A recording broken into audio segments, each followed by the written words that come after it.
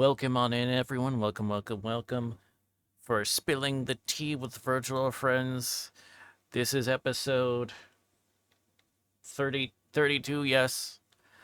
And we have our guest today, Dr. Joseph Jorgen. If you would like to give yourself a little introduction, please. Yeah, my name is Dr. Joseph Jorgen. I'm a yandere science lich. I do a lot of software and game development as well as various gamings, mainly in horror and factory type games. I also do RPGs and other stuff like that. Yeah,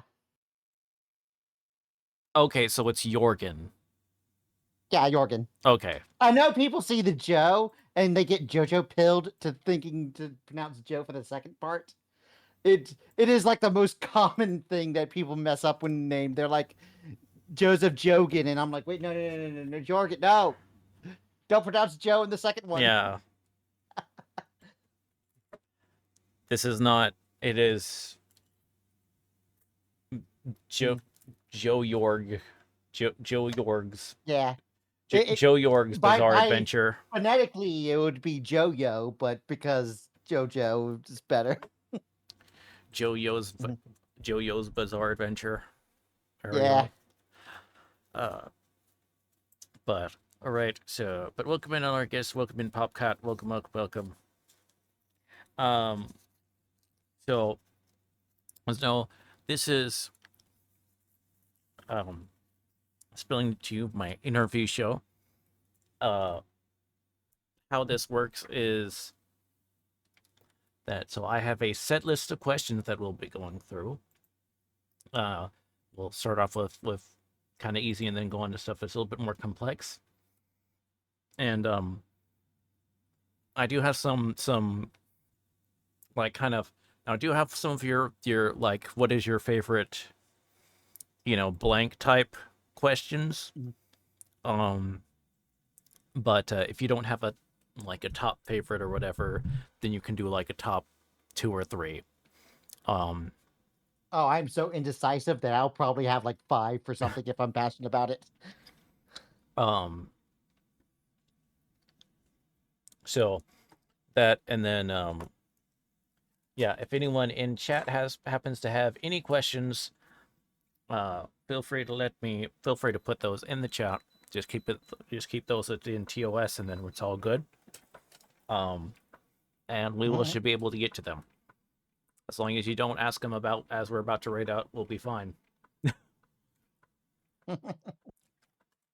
It's fine. I can panic answer. Yeah. I panic answer sometimes. It's fine. All right. Uh, where is my okay?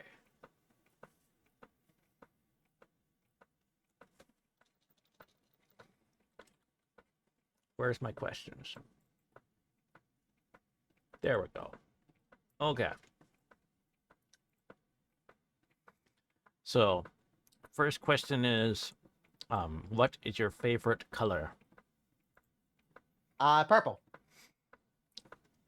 I don't have a particular reason for it. I've just always liked purple. Mm-hmm. Uh, which is why I made sure purple was part of my hair as well. But Mm-hmm. I, I, the reason why I chose like the purple and green in my hair a lot of the times was because like I wanted like very sciencey colors, and a lot of times like a poisonous type of feels very sciencey with like Mm. beakers and science and chemistry. Um, and a lot of the times like the color theory of how I do things Mm-hmm. is very important in my model. Like I made sure like a lot of the areas of my model were muted except for where I wanted people to focus, like my eyes and then torso area with my ribbon and stuff. So Mm-hmm. purple is my absolute favorite color, but though that was the reason for the color scheme of my model when I was designing it like 6 years ago. Right. Right. Okay. Um. Next question is, what is your favorite drink? Uh I usually just add things like Crystal Light and stuff to water. But if I were to drink something that's like packaged, it would probably be like a Dr. Pepper Mm-hmm. and White Monster. Okay. But then the next question would be, what is your preferred tea? Prefer tea? Hmm. I do not drink tea or coffee. Get out of here. I'm kidding. Kidding. I mean, I was growing up on Southern iced tea because I'm in the Carolinas area, Right. so I kind of grew up on that, and I've like always so at some point it was like, man, this is way too much fucking sugar. I used to work at a Zaxby's, and Mm-hmm. I like stopped drinking sweet tea after that because it was like, okay, here's a container of tea. Now let's dump like 3 gallons of sugar into it, and I'm like, ah, You can drink without the sugar in it. yeah, but it's like what came to fault. Like it was in the actual dispensing unit. I'm just like, ah. And without the sugar, it tastes like shite. So. Well, if you're doing like if you're using like the type of tea that like your standard like stuff that's used for iced tea for in Mhm. like sweet tea, then yeah, that's not going to taste good. Um Yeah. uh cuz really like the requirements for like for most like of that type of tea is basically has like some strong kind of bitter taste that is enough to add some sort of other flavor to the sugar water. Um Mhm. but Yeah.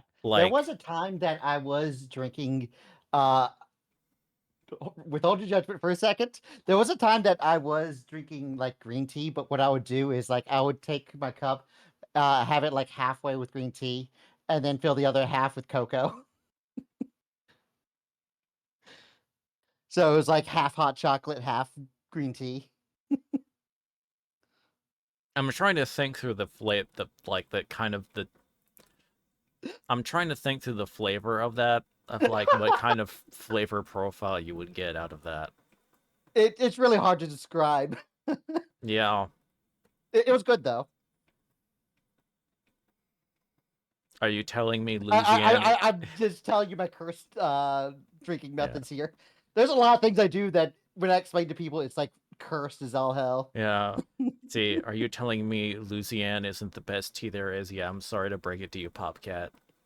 Louisiana is not. It's better than Lipton, but we I don't. know what Lipton is. Is Louisiana a brand name? Yeah, it. I guess it's like a brand that's used like for like iced tea, Mm, like one of like the I guess the bigger ones. I feel it may be somewhat very regional. I'm not sure. Um, nah, I couldn't tell you the brand that I was using for green tea because it was like in a pack of 100 that I got at this Asian market that had no English writing on it. It just had an extra sticker for English writing. yeah. Well, you're saying the Louisiana is like was is strictly so some of those like what's one of those big specifically for like iced tea type of brand things. So, Mhm. um, but yeah, I'm still trying to think of yeah, I can't place the hot cocoa and the green tea taste. I'm trying to Yeah. like there's little I mean so it's like when you hear like some flavor combinations that you're gonna be like, wait, hold on, take a minute. Okay, maybe I Yeah. can maybe see how that might work, or maybe it might be this. That one I can't I got nothing. Um Just do it as an experiment once. I want to see your reaction. Like sometime later. okay, there are tea combinations and like methods that like I've heard that you'd be like, I'd be willing to try this one time. Like one is Mm, what's referred to as it kind of has two names to it. It seems to either be referred to as like Hong Kong coffee or like yin mm, yang tea or coffee, I forget. But basically it's 50%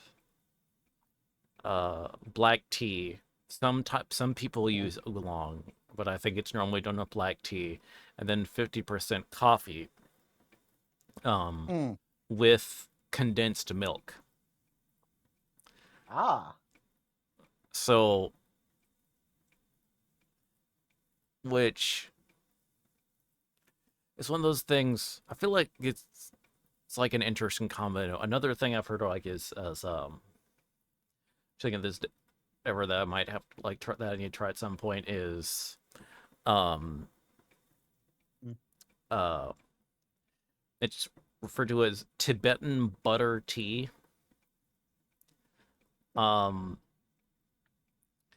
Now normally this is done with yak dairy products, but Ah. obviously you can Yeah, I substitute don't for know where I would cow. even find yak dairy products. Yeah. Um so but it's it's so you brew up like tea. Normally you're using like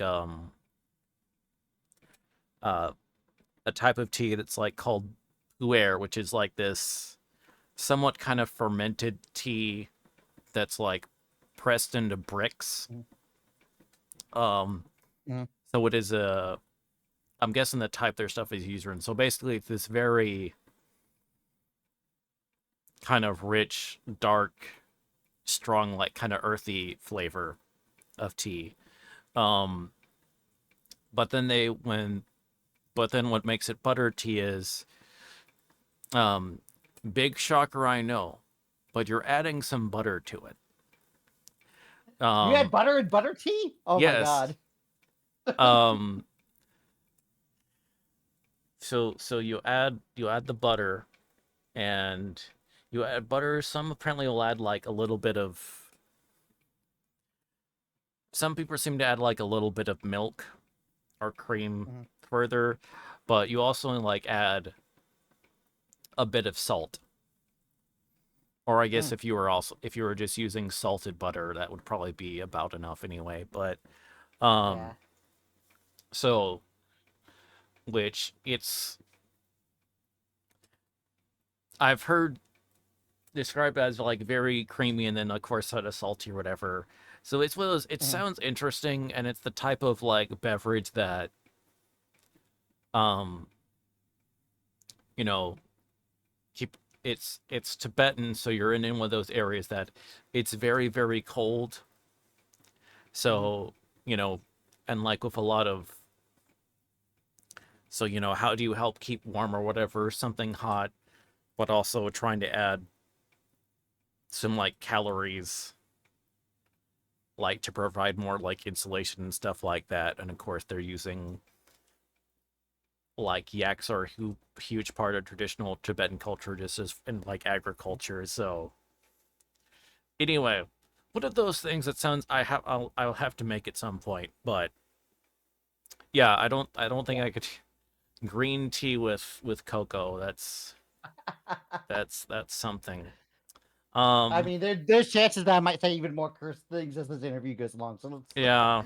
let's. So I've so done so many cursed things. Like one time on stream, I did like a hand cam stream of mhm what I did was I got a food randomizer on stream, and I mhm was like, I will just see what we get. And the two things I got were Italian meatballs and cookies. And I was like, fuck it, I'm making it. And the later stream I did a hand cam stream where I made meatballs using cookie dough as the binder. That was an interesting experiment. And it was chocolate chips and everything. And for some reason, and I have no idea why, I bit into it and I was like, huh, this is pretty good. I have a friend, a streamer, one of my good streamer friends that I had on Mm, is I actually have a couple that are like that. mm, That one is his day job is professional chef, and mm. then I have another friend that works a lot in like food. Um, I may have to link them to this section of the thing to like. Just being like, what about the tea and cocoa plus meatball cookies? I send them. I one especially I like Cass. I guess they're in Canada, but I like to send him like cursed crap to like his food channel um in his Discord. So yeah, just as a heads up. Um, Yeah. I think he's live. He currently he's live collabing with someone. So what is it? If he's doing like he might be sneezing a whole bunch. It's like someone's talking about me, and I feel like I may need to hit Virgil at some point. I don't. I googled it and it was like at the top result. One second, I'll just give you a link for future reference. Uh Oh, okay. yeah. Yeah, So you can that's see like me putting ground meat into like a thing of cookie dough. I cooked the meat a little because the internal cooking temperature of meatballs is higher than cookies. right. So I had to like give it a little head start. Right. But yeah. Don't want either of them to be raw. Yeah. Um.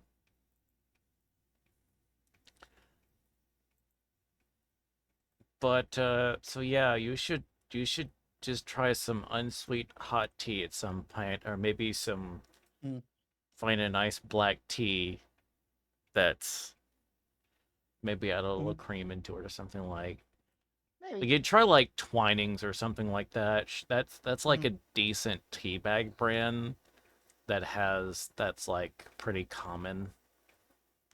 mhm, Stash is also okay. What is it? There's the celestial seasonings that's can be okay. mhm. So Twinings, especially if you're just doing like for a black tea, then that's fine. Um, but okay. So but next, um, and please don't answer this question with cookie meatballs. But what is your favorite dessert? I mean, my go-to is just to grab Oreos from a thing, but I think pecan pie is like my absolute favorite since I only get that at like Thanksgiving and stuff like Hmm. that. Oh yeah, I I do love. love pecan pie. That's some good stuff. Oh yeah, wow. Love some pecan pie. It's very nice. If you live Yeah. in a city, go to a tea house. An experienced brewer makes a huge difference, and a standard to measure against. Yeah, if I you could mean, find some place that has that, that would serve, but that can be I tricky mean, my depending. mom can make pecan pie though, so Oh, was he referring to like tea house? Like Popcat was referring if you ah. live in a city, go to a tea house. An Oh, experienced you're brewer to reading a makes. chat message. Okay. Sorry, okay, I Okay. I should have said okay. Excuse me, I should have said chat says or okay. That's on me. Okay. I thought you were telling me. I didn't know you were reading someone talking to you. I should have Yeah, yeah, yeah, yeah, yeah. indicated more. Yeah, that's fine. Um. Okay. Next, what is your favorite sauce? Carolina barbecue sauce, but Mm-hmm. well, it depends. On me, I like Carolina barbecue sauce for like American food, but I also like yum yum sauce for like Asian food. So, Mm-hmm. uh, because like obviously there's like oh, and I put sriracha on like a lot of shit. Mm. Like I earlier today for lunch, I had a burger, and the only sauce I put on there was sriracha. I don't put ketchup on anything. I Mm. do not like ketchup. So basically, instead of ketchup, use like okay. So you'd use like a Sriracha. sriracha on it. Okay. I don't know why, but I'm somewhat picky against tomatoes in general. Mm-hmm. Like I'll stand on things that require it, like spaghetti or pizza, but I'm not a huge fan of tomatoes. I mean, I know a lot of people where it's like, especially like texture is like a thing for a lot of people. Like the texture of tomato is like very off-putting. Mm. Um, Yeah, if it's disguised in a sauce, I can stand it, but not ketchup. I don't like ketchup. yeah. I remember in high school I had a history teacher who just, or no, wait, no, a science teacher that he like. just hated like like trying to biting tomato or whatever would just make him sick. Mm. Yeah, I wouldn't be able to just bite into a tomato. Yeah. So just like the texture, like the flavor to him wasn't that. It was just specifically like the texture of which Mm. they're and honestly even like flavor wise, there's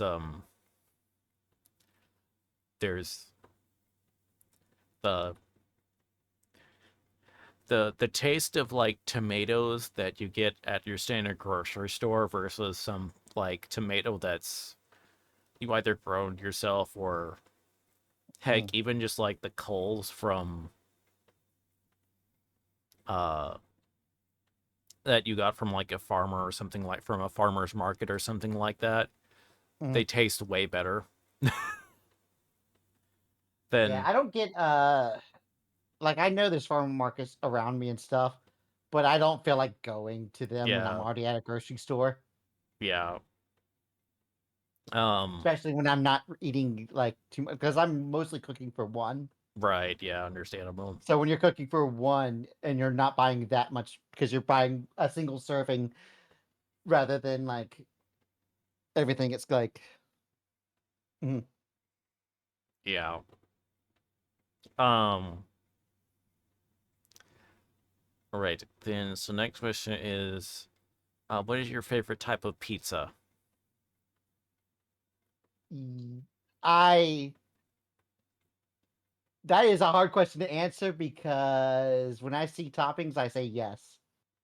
Uh, there's this place called Mod Pizza, and they have this thing where you have unlimited toppings. So you just say what toppings you want, and for a lot of people, there'll be like 5 or 6 toppings. And then when I go there, I'm like, okay, I need these 4 types of meats, these vegetables, this, and this, and they just keep it.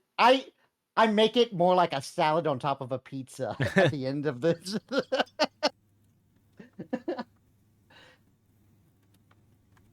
I wonder if they hate me. It's like what the all you can eat buffet mentality probably for that place where they assume that the people who buy normal pizzas there will offset the Hmm. people who are like me. Yeah. But it's like, oh, if you offer unlimited toppings, I'm gonna get like 8 different types of meats and 6 different types of vegetables, and then have you sauce it up and everything. I'm like, Yeah. That is understandable. Um hmm. But I am. I think I do need to specify pineapple. Yes, okay. Um I know that's the big debate a lot of the times when it comes to toppings on pizza. I honestly get some answers I've gotten that's kind of like um pineapple pizza kind of looks very tame in comparison to some answers I've gotten, so we're fine. Um, I think like the only thing that is a an option on pizza that I don't like is like anchovies, hmm, there's what was it? and I don't like olives on pizza either. I had so there's a streamer I've had on that's his name's TNS Teeny Mm-hmm. and he's Swedish. Mm-hmm. And so his Oh answer on no. the pizza was if I remember correctly, it was like smoked salmon. Mm-hmm. Um I heard smoked salmon on pizza is good. I don't know any place yeah. that serves that. So yeah. Also I'd be kind of like scared to get in most places US side of things of Mm-hmm. salmon Yeah, if someone pizza. said, "Would you like some smoked salmon on my pizza?" I'll say yes. If it was someplace if it was like a nice pizza joint like in the Mm-hmm. Pacific Northwest, then I'd be like, this is probably safe. If it was in most other places in the US, I'd be scared to get it, okay? You know, I You just mean you'd be more trusting in like a big fishing area? yeah, Okay. I would just it's one of those items that I would feel that I would You know, Okay. I feel like freshness is going to make a very big difference, especially on something Yeah. like a pizza fish topping. Mhm. Um, so, uh,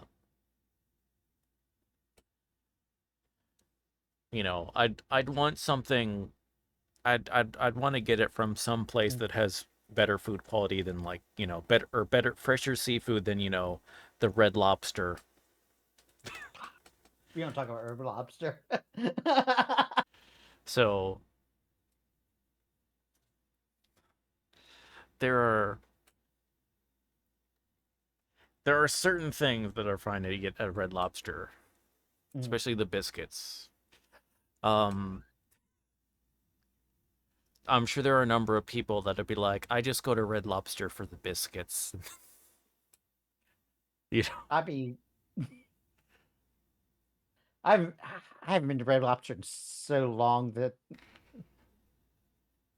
it's too but expensive but at the for same what time, it not long is. enough.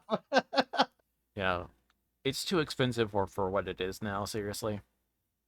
Yeah. Um, but those biscuits with the cheese in them I mean, they're are okay. are are some good stuff. But I'm from the southeast. Biscuits are like our bread and butter here. yeah, um,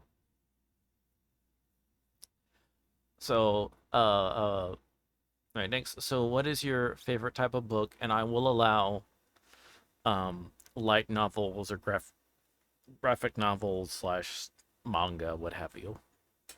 Then it'd probably just be light novels then. Uh, I don't really have much time. A lot of the times when I am reading, I'm multitasking, especially when I'm like waiting on something at work, Mm-hmm. where it's like, okay, I'm waiting. I have like 10 to 15 minutes for this person to respond. I might read something, but like out of work hours, I don't really do. I, I do so many things during work hours that my company would not like. Mm-hmm. Uh, but hey, if they keep making me wait on users, Yeah, yeah, I I get so much like B-tubing work done during my 9 to 5. you just hey, you just gotta have your what is it, the alt tab. You just have to have your alt tab game good, then you're fine. No, I work from home, so I have my work computer and my home computer. I don't need to alt Oh, tab. okay, there we go. I have my laptop to the side of my keyboard, and then I just game. I don't do anything on my work computer. Oh, okay, well Mm. it's either It's how I get my gotcha dailies done. hmm. Oh That that yes. that's the real grind. Oh yeah, this is true. I need to make sure I get my I actually need to make sure I get my dailies done in Nikkei before I go to sleep tonight. Yeah, I need That's to like catch up with Uma because I need like the a new champions meet just started. And I'm like, I've got an ace, but I need some debuffers since it's a dirt track. I'm like, no. mm. Yeah. So They dropped a I, new I yeah, yeah.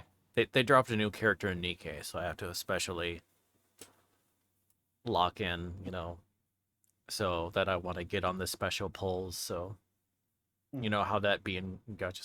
Although Yeah, speaking I'm of, usually very limited on what gotcha games. I started playing infield just because I'm a very factorial oriented person. mm, But then as I'm playing the game, I'm like, okay, all this gameplay is getting in the way of my factorio stuff.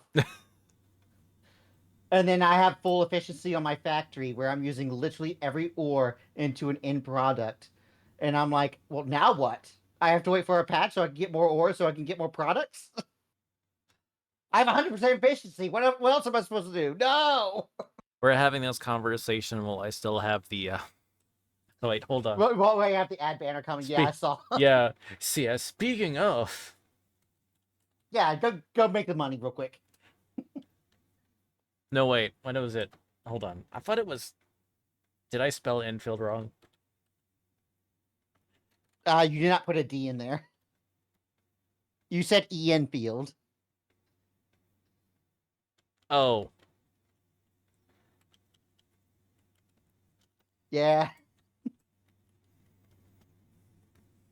there we there go. you go.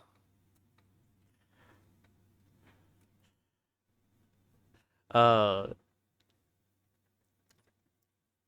yeah. So try Arknight's Enfield chat.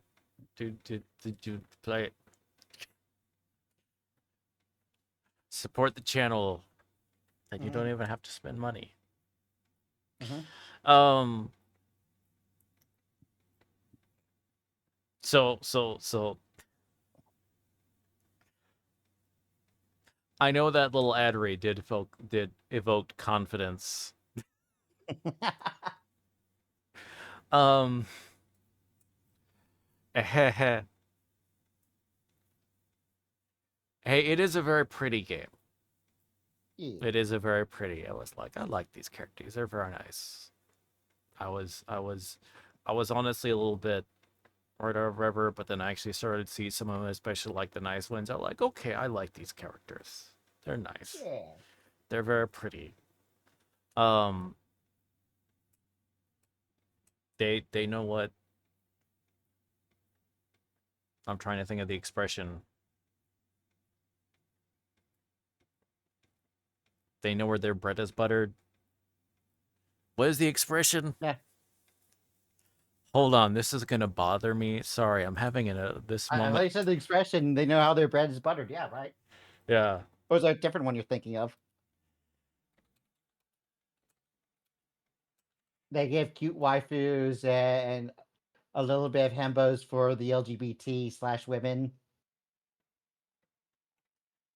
Yes. Okay. They know where their bread is buttered. Yeah. Or yeah. Okay.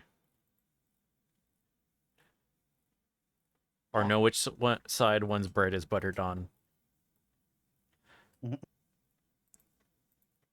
Okay. There we go. I did Yeah, remember they it. try to like reach all their bases with them Yeah. because they have like all cute waifus, and then they'll give like Tumblr sexy men and stuff like Mm-hmm. that.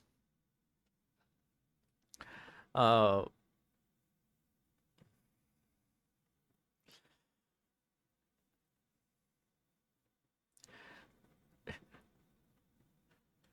I'm reminded of the fact or whatever that on Nikkei, like they have because they've had their collab with Near Automata, Hmm. those games or whatever, so you can get so when those are running, you can get, of course, 2B, my love, and then 9S. No wait, not 9S. Yeah, a lot of A2, crossover collabs can be a bit weird A2. sometimes. Like I randomly like saw like on Twitter and something like that Kefka from Star Rail is on Fortnite now, and I'm like, wait, what? I mean, Near And it was apparently Automata. I mean, Near Automata is I know is one of probably mm. like the most sensible of, well, Yeah, of that sounds like a sensible one for that yeah, game. Yeah. that and Stellar Blade especially makes sense Mm. because those are actually it's robot cyborg ladies, and then also but also Butts. it's literally made by the same publisher, Shift Up. Does say So butts. so but yes, they don't have, but it Mm. is they Oh, you said butt. they do not have 9S on. They did not feature 9S. They did not feature the Mm. twink in the No. femboy twink in the thing. I feel like they're missing out on Yeah, the yeah, sometimes it's weird when a gacha game is like females only. They're like missing an entire demographic because it's not like you're forced to use all the characters. Mhm. Like if someone doesn't want the twink, they don't have to get the twink. I feel like, well, it's one of those things. I feel like it was specific. It would have to only be like specifically like through collabs though, just because of at least lore Mm. and world, which makes sense. So, but I feel Yeah. like that's one of those things. If they were to to sneak a twink in there, they could have done like 9S. Who knows if they revisit the whenever Mm. they revisit in the future, Mhm. um, the Near Automata collab, they do a rerun. Maybe they'll add in 9S. You never know. Yeah. Um, add in the femboy jiggles to. There's Yeah. okay. You hear that, gotcha companies? You better add the femboys. Understand? Okay. As Uh, long as we're understanding. so there's definitely Marcus. Um, uh,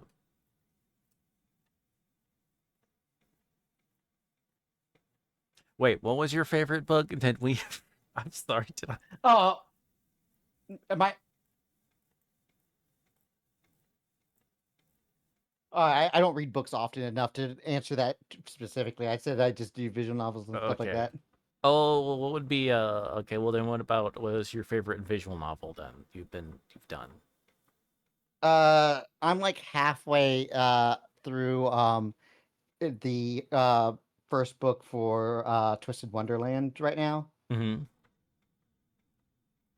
and I do need to watch apparently an anime if it came out recently as well. Hmm. Then next, so what would be your favorite movie? Okay, I'll have to probably break that down by genre. That's okay, that's okay. Name a genre. Oh, okay, we want me to name okay, horror. Horror. Ooh. Okay, goddamn, that's a hard one. Because love so much horror shit. Uh, I mean, in some ways, Halloween is a good one, but that I'm trying to think of something that isn't like a common horror movie. Hmm. Uh,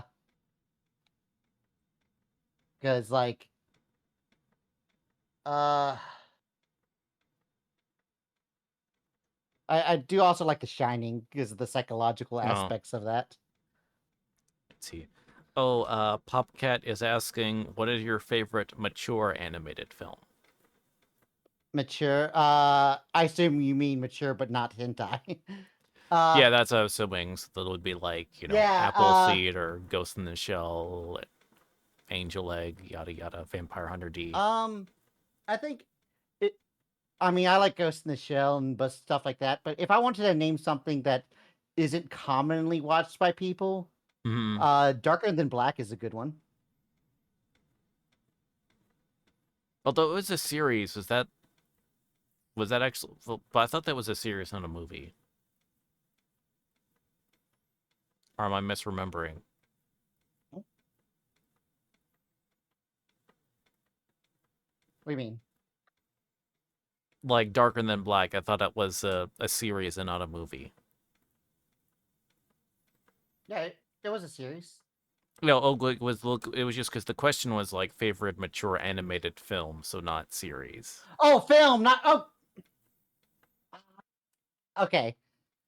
For for some reason, missed the film part. I was like, what do you mean? Yeah, there was film. I don't watch that many movies. Most of the things I watch are series. So I'm trying to think on that one. Though I did end up giving anime examples, but of course there would be Western animated films that would still count in that. Oh yeah, I guess animated, not anime. Well, I mean just animated in general. I'm assuming for the question like either would be acceptable. That's a good question. Nothing is like immediately jumping to mind because everything I think of when I think of animated is mostly series. Hmm.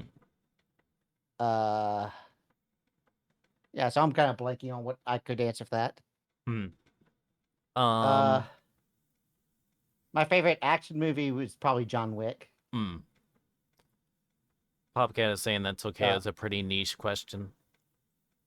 Yeah. And comedy, I really like a movie called Hot Fuzz. Oh yeah, I've seen that. Yeah, that's a great movie. Yeah, that movie is amazing. Yeah, that's probably like of this Simon Pegg like trilogy or whatever that he did. The I s- Cornetto trilogy, yeah. yeah, that would probably that Hot Fuzz is probably like I think the best of the three, Yeah, some people say Shaun the Dead is, but I think Hot Fuzz is better than Shaun the Dead, so it's like which is still those are both Shaun the Dead is very still good a good movies. movie. I'm not like knocking that. Yeah. I just simply think that Hot Fuzz is better than Shaun of the Dead.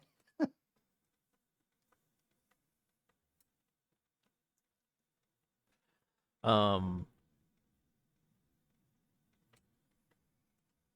My favorite Christmas movie is Die Hard. Okay. I mean, that is one of those. I've gone on record that I've said that it's I that counts as a Christmas movie. Yeah, the thing is, if you count Home Alone as a Christmas movie, then you have to count Die Hard because neither of them are about Christmas. They just take place at Christmas. Well, I would say it was the fact that it is Christmas is a vital point of the plot. You know, the fact that Die Hard, the reason why it takes when they're doing like the attack is because it's like coincides with Because it's a like the Christmas car party. Christmas party. There's NAVR And the stuff like reason why that. the family is out of the house on Home Alone is because it's Christmas. And they both have like Christmas trees and stuff in the background, but they're not about like the goodwill of giving Christmas and the Christmas spirit and all those other Yeah, themes. I feel like Home And Alone like vaguely tries to do like Home Alone has more family and Christmas stuff like imagery, that. but it's still just as loose about Christmas. So Like, I think the only thing that would give a point to that is the fact that he made a Christmas wish, yeah. which Well, is like well, I like think 2 minutes of the movie. well, I would say like a big thing or whatever is like the importance of family, and then which kind of does sort of work with I That's guess also feels there like with Die holiday, Hard but that's because family versus can be the family that Kevin had versus the family just being uh just two people that have fallen out of love trying to rekindle. I mean, it's like well, no, with Die Hard, that's not Die Hard. Well, with Home Alone, that's much more like explicit, like thematically, and in terms of yeah, adding it's more weight explicit about and it, but it's like still the kind of emotional prevalent in weight. Die Hard. Um, but the it is soon. I have got on the movie like there's two movies, two Mhm, big classic various classic Christmas movies are White Christmas and um mhm. It's a Wonderful Life, Oh yeah, which I'm not knocking those as movies. I'm saying they're both very good yeah, movies, but they are they are 95% of the movies actually of the movie does not take place at Christmas and yeah. is pretty Some much of the people who irrelevant to the plot.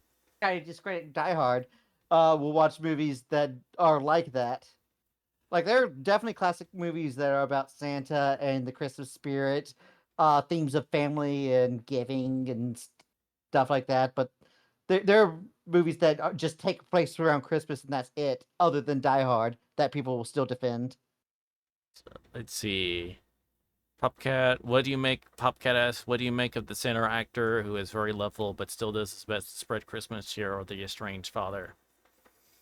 Um, Yeah, that's kind of more of like a Ghost of Christmas Present type of at Home Alone, entity. But honestly, Santa is modernly is often referred to and I, shaped after that type let's of imagery. But let's see. I think Popcat. I think you're referring is you talk about the shoveling guy. yeah, the shoveling guy, and then there is like the one. Honestly, the kind of the the somewhat kind of boozy Santa actor, I guess, or whatever. Yeah. The So thing is, like, I can kind of see that connection, but at the same time, it's for me, I got less themes of Santa and more themes of not judging a book by its cover. Because, like, Kevin was scared of that guy the whole movie, and then he ended up being a sweetheart also, once who again, saves that's him in the like, end. the estranged father that is going back to the family theme of him trying to Mhm, reconnect, and in that Kevin is learning to try to mhm. appreciate his family more, and Yeah, the full fact that when he's not taking his family for granted, but when they leave, so he's like, first excited, but then like he misses them, and then want to yada yada yada. So the theme, it's which yeah. it can be, which doesn't feel which isn't like explicitly a Christmas theme itself. Um, it's just kind of taking place at it. Um, Yeah. but I feel like a anyway, lot more lessons need to be learned from Catherine O'Hara's character, the mother. Like, she, like, almost neglected Kevin a lot of the times throughout the movie, which I can kind of understand because of how many kids are in that house. But at the same time, yeah, it's one of those movies that it's yeah. the more someone dissects the movie, the more kind of like messed up it is. It's like, By the way, every time I see Catherine O'Hara act in a role, she's always an entitled motherly figure. I've never seen her not be an entitled motherly figure in anything. She was entitled motherly figure in Home Alone. She was entitled motherly figure in Beetlejuice, and there's a TV series called Schmidt's Creek that she was entitled motherly figure. And I'm like, when is she not going to be an entitled motherly figure? What the heck? what else has she been in? Those are the three I can think of. What else has she been in? I'd have to Google it. I'm wondering. Hold on, I'm googling. Let's see. Schmidt's Creek, yeah, Beetlejuice. So definitely the big three because those are the first three that shows up.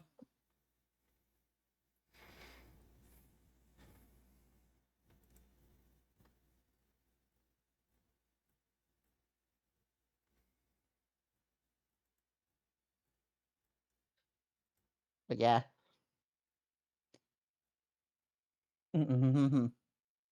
It's just weird that she's like you see an actor that is hard typecasted that much.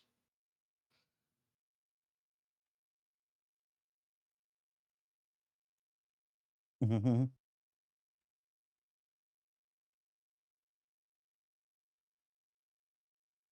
Sorry, just kind of going through the. I don't.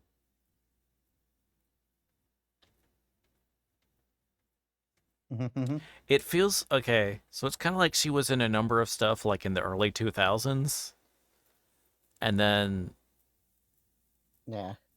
like I guess more recently she's done a number of like some voice acting things, and then she kind of like shows up in she was in the movie Best in Show. I can't think of what her I didn't character see that. is.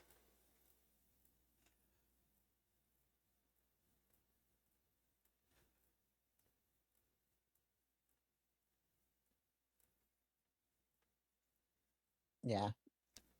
That's Anyway. Best in Show is a good movie. I would just say if you haven't seen it, it's in that it's in the mockumentary style of Ah, stuff, but it's okay, so it's kind of like a yeah. I've seen a few mockumentaries that I've enjoyed, like Spinal Tap and a few other things. yeah, well, it's made like it's it's like the same people are behind Best in Show as Spinal Tap, if I believe. Oh, okay. Then I'd probably like it if that's the case. Yeah, and then there's another movie that it's like the same uh is ah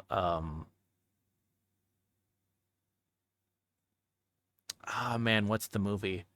Um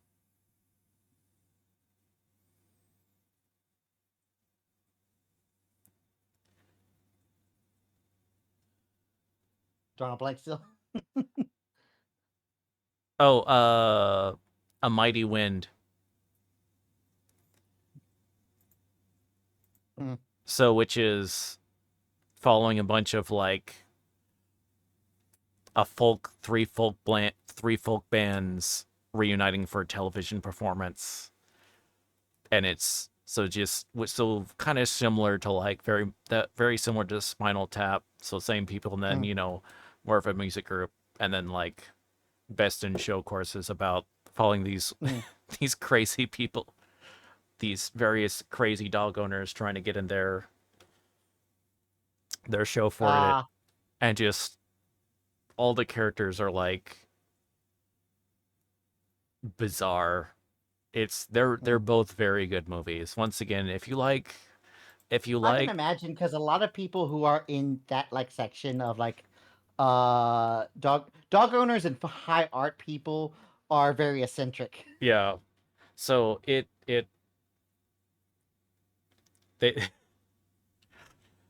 they they will thought out about what the like setting and type of to do get some interesting character studies. But yeah, if you like Spinal Tap, then yeah, you'll probably Mm, like Best in Show and then A Mighty Wind. mhm. Okay. I think Best in Show did a little bit better, and then I think a lot of people just kind of slept on A Mighty Wind, um, which is unfortunate because especially it's like very much in that same kind of Spinal Tap.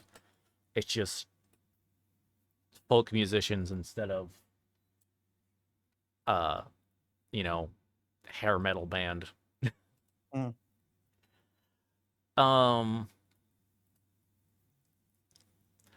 so a different kind of eccentric musicians.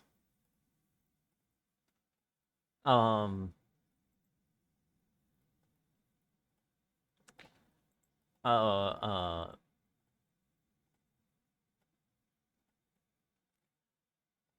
and then okay, so next would be what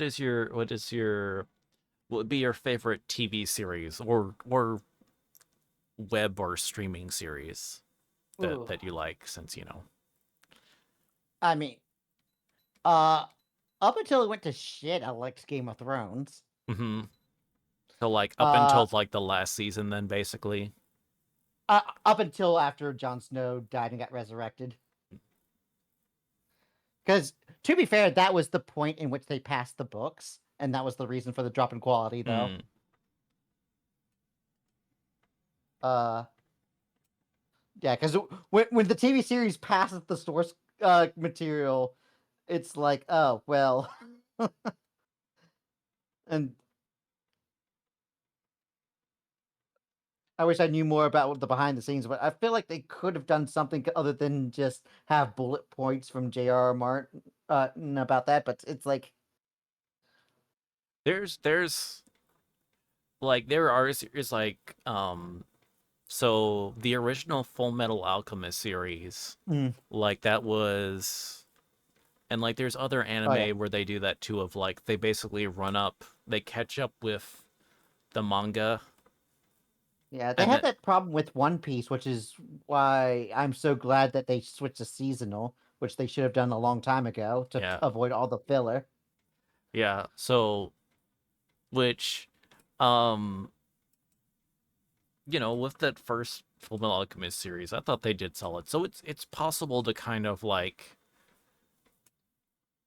Yeah, I'm I watched both Hunter x Hunter series, the original, and when the remake came out, watched that as well. mm, And I was just so glad that it actually got to Greed Island on the second series because it stopped right before Greed Island. mm. So Uh, it's there's been folks that are able to do it of like someone caught yeah. up with the author or whatever the adaptation is doing, and then but still being able to like Mm. figure. And also I'm sure it's one of those, you know, George R. R. Martin I'm sure is glad that it got, because we're I get the feeling he was definitely workshopping what do I do with the ending, and then there were some general Yeah, broad strokes of what yeah. how Because the he's thing planning is, on he eating. had an idea, but he hasn't like written it yet. So basically, he got to do the okay. Here's my idea for the ending. He can see it get adapted to television, and then everyone hates it. Oh, well, see, Let's they not were do only that. doing the broad thing or whatever, and then just kind of find new reasons why he's never written continued to write his main bread and butter series because he has no idea how to end it now. Yeah, which is kind of a bad situation. Yeah, but another series that I liked was obviously Breaking Bad. That was one of the best series Mm-hmm. of American TV recently. So, Yeah, yeah. which is a series that actually knew how to end it. Yes, it did. It ended it successfully in a good note. So,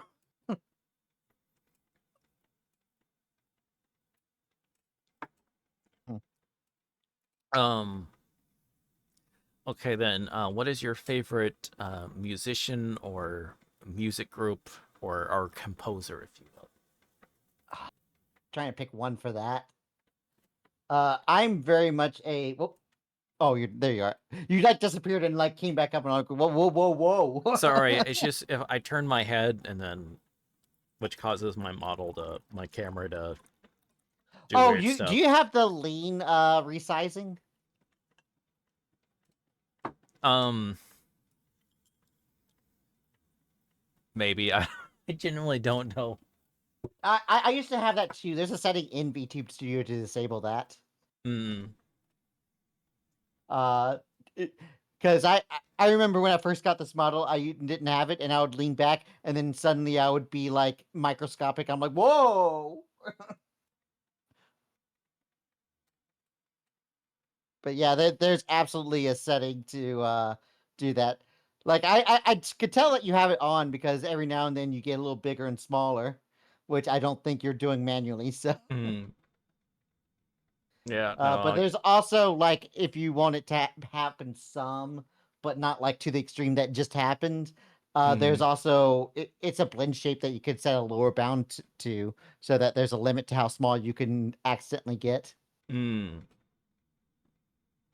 So you can Okay. still have the dynamicness of you bouncing up and down without you going full disappear. Yeah, I did not know that. Thank you for telling. Yeah. I don't know where that setting is. I set it up so long ago, but I can figure it out like later. But yeah, thank you for letting me know. But what? you could do it directly in Hmm. VTube Studio. It was like one of the blend shapes there. Okay, but But yeah. favorite musician? Oh, musician. Yeah, come here, boy. Uh, a, Favorite a musician. lot of the times, like when I'm listening to music, I don't like look for specific artists. Uh-huh. Sometimes I just go to like a weeb radio, which oftentimes me having my app being like these are the last things you listen to often, and I'll be like click this and hit shuffle radio and Hmm. just listen to whatever. It ends up being like Christy V and Amelie and Hmm. Caleb Hayes and like those type of singers that are very weeb like. Hmm. Uh, so like that's kind of like the general area of music I usually listen to when I'm like vibing. Sometimes I do some nerdcore stuff like Longest Solo Ever and JT Music and stuff like that. Hmm. Uh, and then if some VTubers make covers, I sometimes listen to those. Hmm. So it's like the general area. I used to listen to more rock and metal, but then I started getting more weebed out. Hmm. Every now and then I listen to rap music. When I played a game called Dispatch, and one of the characters there is a musician named Thought Squad, and I discovered her music through that game. Hmm. Because there's like a song that's directly in Dispatch called Pound Cake, which is I hear that song once. I'm like, yeah, this is being put into my playlist. Hmm. Uh, and like Baby No Money and Young Gravy is also on my playlist. Hmm. And then sometimes I get like nostalgia for like 2000 stuff like Evanescence and Linkin Park. Um. So So I'm gonna guess you don't have then an answer to this question, which is what is your favorite album? If you don't have an answer to it, that's fine. Into the Electric Castle by Arion. Oh, okay. Well, there we go. But that's because it's as an album, not as a song, as an album. Because Right. Arion is. Do you know Arion? I don't believe so. No. Sorry. Okay, there's this guy. I forgot what country, maybe Sweden or something. This guy from a European country. He Mm. lives there, Mr. Lucerian, who most people just call him Mr. L. He started this band called Arion. Hmm. But it's him, and then everyone else on his album is always like guest stars, Hmm. and he just makes rock operas. Hmm. So like the entire album, every time he makes it from start to finish, uh you'll get like a full story and characters are singing spoken dialogue and stuff like that. So like one second, let me like grab a list of like a lot of the people that are on there. Let me see. Um Like I know like Bruce Dickens from Iron Maiden was Hmm. on one of the albums. Uh Amy Lee, who from Evanescence, was on there. Hmm. The guy from Camelot, and like you'll like look through like the list, and it's like all these big name rock stars Hmm. play characters on his metal opera songs. Hmm. So when I say Arion, yes. Let me I'm see just if I kind of can taken like out because you mentioned some people just call this person L, and I'm just thinking Mr. L, yeah. of L from Death Note. Yeah, no, not that L. I'd always thought I'm just picturing it. Yeah. But like if you like look, oh god, there's like 50 names on singers from other prolific rock bands that have been on his albums. Mm. God damn. But yeah, like every album he can, and Into the Electric Castle is like this two disc metal album because like this was still on physical disc and he needs two discs Right. because of the amount of space. Because I think it's like almost 3 hours of music. Hmm. And it's just a story about a mad alien scientist who takes 8 humans from different space places in time and space and puts them through a series of puzzles and traps to try to evaluate the human psyche. Mm. And it's a lot of at first it's like a lot of people trying to figure out where the fuck they are, why are these things. There's like one person that's known as the future man, and there's like a Roman centurion, and then there's like a Egyptian queen, and like all these other characters. There's a Native American woman, and so like all these like 8 people from different space and times are forced to fight for their lives in tests of emotion and human psyche. And that's like the story of Into the Electric Castle. Kind of gives. I'm getting Fate Stay Night vibes or something like that. It I actually was just can kind of be. It's a non-weeb version of that, honestly. or almost kind of like JoJo's Bizarre Adventure in a weird way, because it's always like Yeah, how vastly different the characters are. It kind of almost has that feel of yeah, grabbing people from different time periods or something like that. yeah. A lot of the actually, wait, no, the Human Equation might have be slightly better than Into the Electric Castle, and that album. If you talk about albums as a whole, I'm mostly just going to talk about Arion albums. Hmm. But there's also an album about a guy who gets into a car accident, and every song is a different day of his coma. Mm. And sometimes you'll hear like other characters that are speaking to him from the hospital room that's kind of reaching him. And then otherwise, the main singers there are just emotions that have been personified. Mm. The lead character for that one is oh, I'm forgetting his name. He's the lead singer for the band Dream Theater. Are you familiar with Dream Theater or I know what is of his them. name? Huh? I think if Okay. I remember right, I know of them. And I Okay. probably heard Yeah, something of it's theirs or the whatever. lead singer from Dream Theater plays the main character from that album. Mm. And it's like there's a character just that's each character is just a different emotion. Like Mm. there's pride as a character, passion as a character, and it rage and love, and it's just his emotions speaking to him as he's like going through like everything that happened in his car accident, and him trying to get his affairs in order and trying to get his psyche together so he can Mm, wake up from his coma. yeah. So it's kind of And like where it's so you really kind of appreciate like things where it's like very much like very developed concept mm, albums.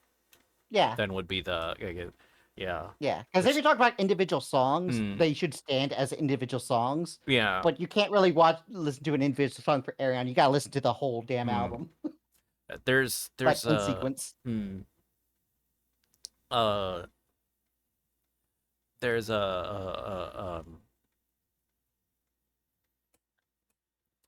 there's there's my so like my favorite musician um is Alice Cooper, and then Mm, so and that's kind of like he did, most the vast majority of his stuff is, concept, these like type of yeah, concept albums, especially like in the 70s where they're all very much, you know, yeah. I think it was more revolutionary to do that in the yeah, '70s than and with. there were a lot of like people that did a lot of like impressive things with concept albums during that period of time. Um, Yeah, because his. Let me see. I'm looking at the years. Into the Electric Castle was '98, mm, and Human Equation was 2004. mm, So it's definitely a different time period. yeah. So I uh yeah, which is it so it is like kind of like one of the, like I do like I have like my massive like playlist of stuff. Um that's like days long at this point, really. That, just kind of go on Mm, shuffle. Um yeah. that I just kind of preferably add stuff to. Mhm, Um but and which there's people can are able to find like specific tracks and songs and stuff like that, which is great. And honestly, it's kind of like, mhm, you know to avoid the old way good, young way bad, in mhm, terms of how a lot of people ended up just kind of consuming songs and stuff like that. How does the radio work? It's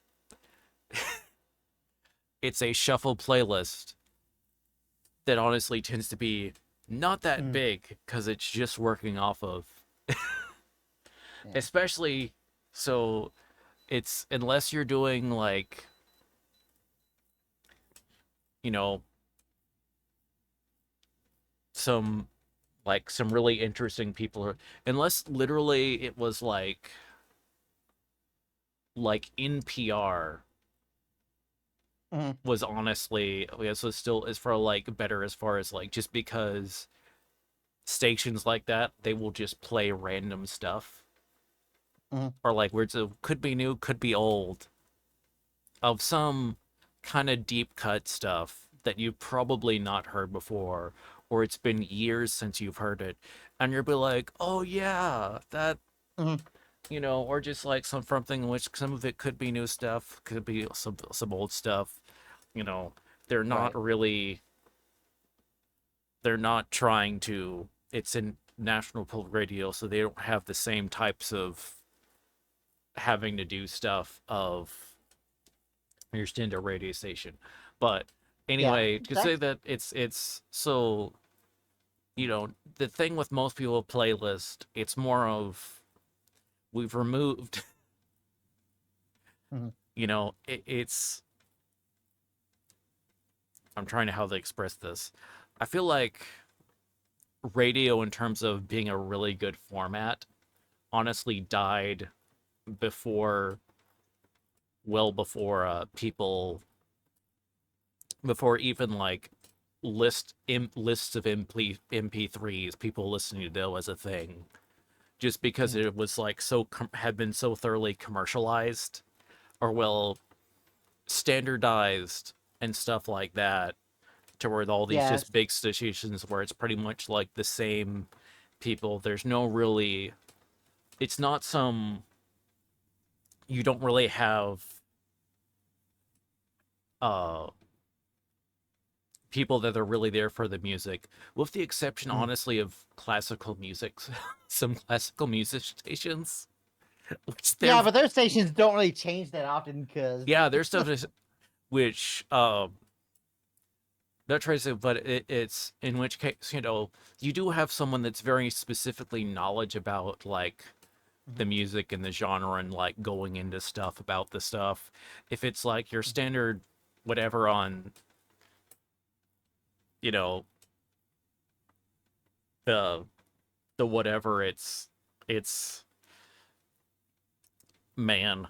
Um, but so I no, but I do kind of miss the word is the appreciation of like concept album as like an art form. Um, to where you're yeah. kind of like trying to make these individual tracks into like almost kind of like a larger Mm. track, um, a Mm. larger piece. Um, uh, uh, so it's yeah. Yeah. If you like that type of stuff, definitely check out Arion then. Mm, which actually Yeah, I because don't. like all his albums also even just share a universe. So Yeah, which actually the classic rate classic classical music station came up. So this is mm. the thing of so I'm in the north. I live in North Texas, Mhm. and so the big classical radio station is like for the DFW area is WRR, um classical 101. Um, so it actually, so one of the um for years, one of the big, um feels weird kind of saying radio DJ for a classical station, but I guess It radio technically DJs. is. Yeah, it still is. It just feels weird, but I mean that's still what they are. But This is your DJ hitting you with that Beethoven all day. You funky sound effect. Could you imagine um like one of those disc jockeys trying to do classical music? uh so it's um but one of them was a gentleman named Ed Blaylock, Mhm. who there may be one or two people in the audience who is like whose neurons just lit up like whatever of that he he was a very he was a very good English voice actor that did a lot of Mm. stuff for various like dubs uh Mm. for anime. He let's see, he passed away in, honestly it's probably like been 15 years now, honestly probably more than that. Mm. um but growing up, like he was this, okay no so he died in 2017. Mm. um and he he had a very very distinctive voice. um so he wasn't he wasn't one of those guys who was like cast in like everything. He would be Mm. very like picked for very like kind of specific roles, um uh because he had this very like kind of very almost like gentlemanly kind of like voice. um and one Like a of, proper high society type gentleman. I wouldn't say like, I would say I guess I would use that because it's a very much like masculine voice, Name but one role he's been. That might help. and kind of, I guess probably the biggest one he would be is Fuhrer King Bradley and Full Metal Alchemist. Ah, If you've ever seen either of those, yeah. um, Okay. I would know what the voice sounds like because I'm a subs guy, but right. I typically do subs nowadays, especially when it's these, but it was just sort of like growing up, yeah. I mean, I was watching this stuff on television, so Mm. Oh yeah. The two reasons why I'd ever watch a dub: A, it's on television, so it's what's available. Oh, the streaming services now can like let you choose between subs and dubs a lot of the times. yeah. And the second thing is if the dub was actually good, like Cowboy Bebop was. Oh yeah. But that good English subs or dubs are like not the default, unfortunately. Yeah. So, but he If they was, were, I would listen to them in English, but and there's some people who think that the reason you should watch subs is be like, oh, because you get lost in translation. I'm like, what do you mean lost in translation? It's English text. You already lost the translation. oh, so, but he had a very like, this very distinctive voice that was very masculine, and masculine, but not like in a gruff way.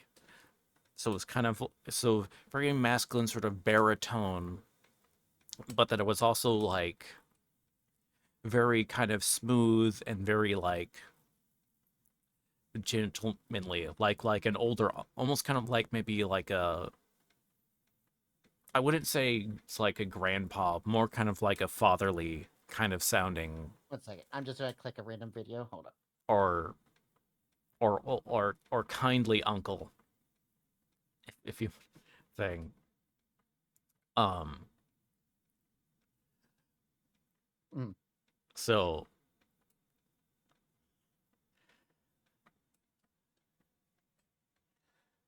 which limited his options, unfortunately, in terms of roles. But when he did was able to do something, it was a treat. I'm like, Mm. yay! So it Okay, yeah. was. I just like listen to like a couple of random snippets of random roles. Hmm. I didn't see King Bradley, but I saw Sengoku from One Piece and Hmm. a few other things, and the random teacher from Yu Yu Hakusho. Oh yeah, because he would a lot of times he did end up having to do like kind of like random kind of one-off roles Mm. of like middle-aged, some random middle-aged dude with a mustache or beard. But Yeah. yes, he was a DJ for the classical station in my area. Um, Mm. and it was a weird experience. Growing up and being like, then having classical station. I'm like, wait a minute, that guy that's speaking.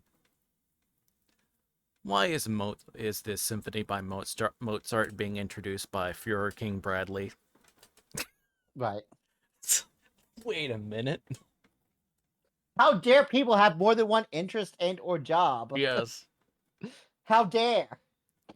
Um, which honestly, the radio gig was probably much more steady. The other, like I said, because it was very um. But yeah. Uh. Okay. Next. So what would be your favorite video game? Okay, I'm gonna avoid saying any gotcha games because Unless uh it's Arcanite Enfield. play It now. Let's see. I think I'd rather just answer what I've been playing recently than that because like trying to think of all time. If I say all time, like absolute period, probably Ocarina of Time Mm-hmm. because that game came out in a very good time in my life. Mm. I remember being so excited to play it and stuff. Mm-hmm. Uh, but uh, well, I mean, the second Slay the Spire game just came out, and that's pretty good. Mm. I'm also in the middle of my first playthrough of Phoenix Wright. Ooh, Phoenix Wright of the the I really enjoyed those games growing up. Yeah, I've never So, played a Phoenix Wright game, and I just finished the third chapter of the first game. mm, have you been enjoying those? Enjoying it thus far? Yeah, it's another one of those things where like whenever I play any game that involves court procedure, Hmm. normally I have to be like, okay, not all this is going to be realistic. But then I play Ace Attorney, and it was like all types of what the fuck, this cannot be allowed type shit. Yeah, with You have Phoenix. 3 days from when the arrest happens to prove they're innocent. I'm like, what? That's not how it works. Yeah, the Phoenix Red games still kind of are more parody than Yeah, it does feel like that. that's like I have to like turn my mind off on how actual court proceedings work. That's why I like detective games that don't take in place in a traditional court setting, like Danganronpa, mm, because it doesn't have to follow court proceeding because they're not in a legal court. yeah. It's just kind of like this is it just has to Mm, prove enough to like this group of persuade people, yeah. yeah. Um which there's um I'm just thinking of like with the YouTube channel Legal Eagle when he was like doing Mm. a lot of like reviewing like television shows and movies for like realism in terms of lawyers and Oh, did you do Phoenix Wright? yeah, and then like I don't think he did Phoenix. Wait a minute, I feel like maybe he did at some point, like maybe the anime or whatever. But I'm totally blanking out. All I'm Yeah, it thinking probably is have to be like anime because I don't think you would play the game. He'd probably yeah, have to watch unless it was someone else in playing it. It's like, yeah, but like one of the one of the almost kind of like catchphrases he was almost kind of like catchphrases that just because of how often he had to repeat this is like in cop shows or so like in any mm, like courtroom drama type stuff going on, there'll be there's like so like in the front, you have there's the desk where the two lawyers at. mm. Then there's like what is it? I can't remember if it's off to the left or right. There's where the juries are, and then Uh, there's whether this. it's left to the right is based on the position of the defendant versus the plaintiff. Oh, okay, I think the jury is on the defendant side. yeah, It doesn't matter which side, left or right, the defendant and plaintiff are, but the side the jury is on is based on which side the defendant is on. okay, but yeah, there's that, and then there's the judges on the other side. So that like empty space in the middle, that thing is The referred well, to as the well, yeah. which is very which apparently is one of these things that you see it constantly of lawyers just walking into the well area. Oh, you can't do that without Yeah, permission. you You have yeah to ask the judge to approach the well. um the but basically legally like on his channels was like got almost the thing of remember the bailiff will tackle you. Yeah, he will. Do not make any sudden movements to the judge through the well. On occasion on one of these shows you might be it's may I approach or something like that, and then it would be like yeah, okay, yeah, Yeah, but you yeah, would have yeah. to specifically You have to ask permission to go to the well. yeah um uh so but okay, so what would be your favorite game character You know, I'll say something niche. Date from the Somnium Files. from the what files? Somnium. Well, it's AI the Somnium Files is the full name of the Oh, game. okay. Yeah, like I've heard of that game. Okay. Yeah. What type of character is he, I guess? Uh kind of a giga it's like hard to describe Date. It's like he's kind of a man child almost, Mhm. but he's a man child in a very responsible way. Mhm. He's kind of like in this position where he now suddenly has this adopted daughter, after this girl had witnessed her mother dying, and then immediately after that, witnessed her father dying on a separate occasion. Mm-hmm. Like they were both murdered. Mm. So she found her mother's body after a murder, and then found her father's body after a murder, and then he kind of has to adopt this girl who they already had somewhat of a relationship with, and he had and he's like this very immature person as well, and it's like he has like that archetype where in a lot of animes where you see that perverted old guy, except he's in his 20s. Mm. He has that kind of thing. It's very hard to describe, but he's like somewhere in between absolute idiot and Giga Chad. Mm. Okay. So let's see. Before we start to do the next questions, we're gonna go ahead and do. We need to go ahead. I'll go ahead and run an ad break so that way you don't get interrupted, um, Yep, mid yep. answer. Uh, so that's gonna take 3 minutes. But while we're doing that, um, Mhm. if once again, if you in chat, feel free to ask any questions you have. Just put those in the chat. So now would be a good Yeah. time to put those while we are on break. So we'll do that, and so we will see y'all in just 3 minutes. Mhm. Yeah.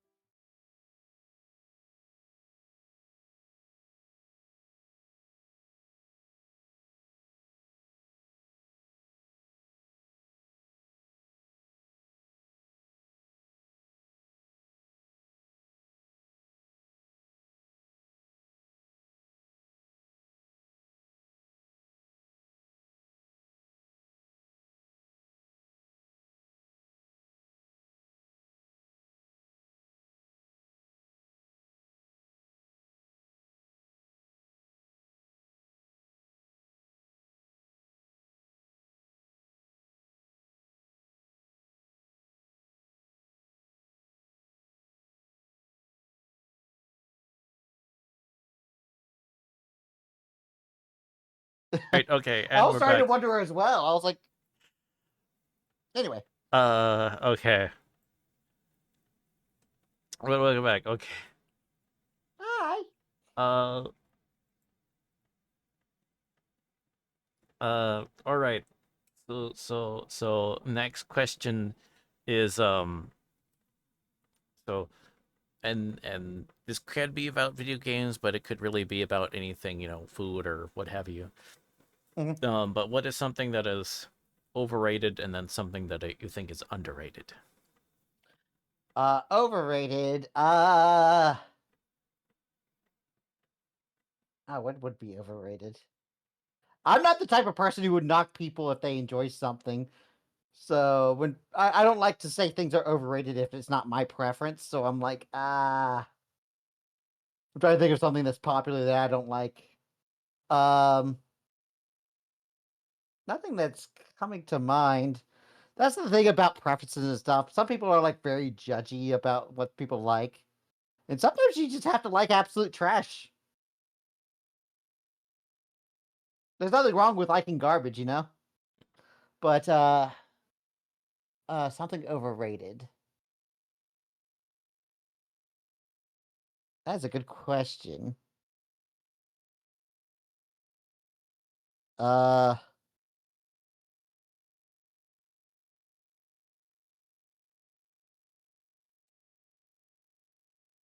I know underrated. Let me see.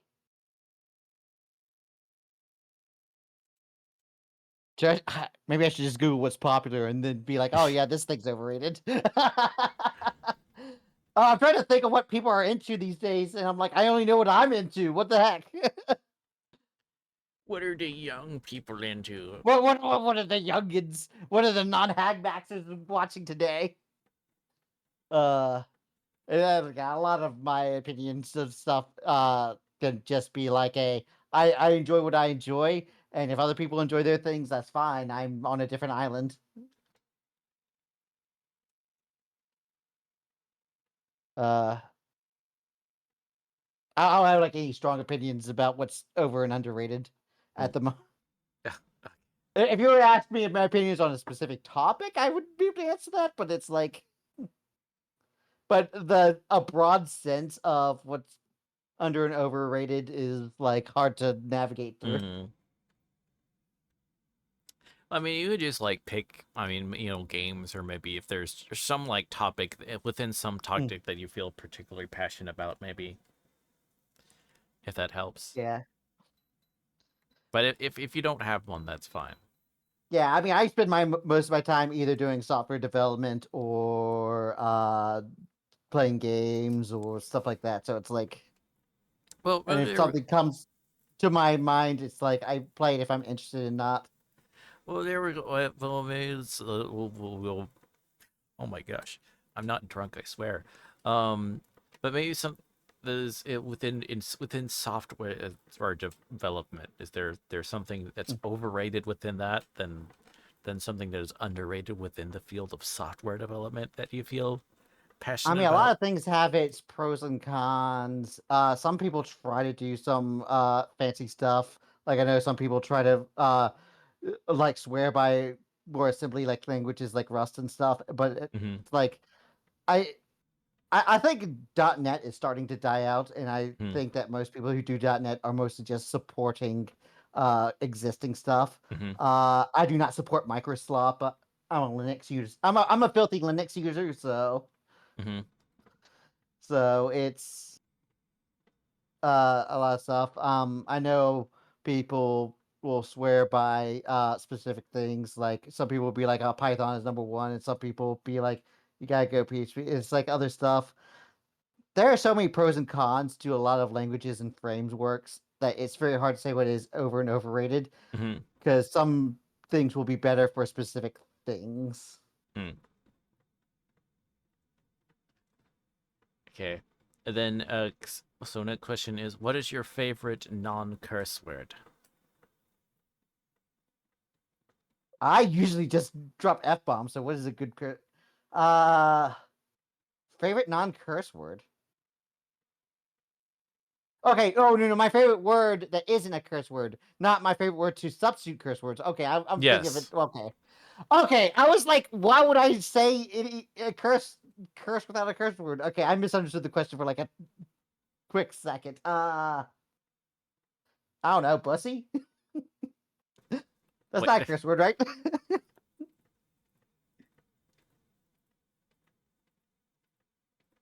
I feel like it can be, and in the way you're wanting to use it would count as one.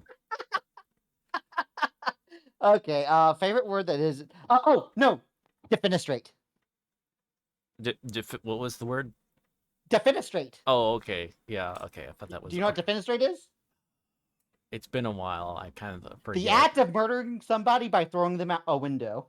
Oh, okay. So if you're like on a third floor building and you throw them out the window and they die, that's a defenestration. Yes, they have a specific word for that type of murder. Uh yeah, so Okay. if you ever want to like kick someone out of the window, just know that you're defenestrating them. Mm, okay. And then what is your least favorite word?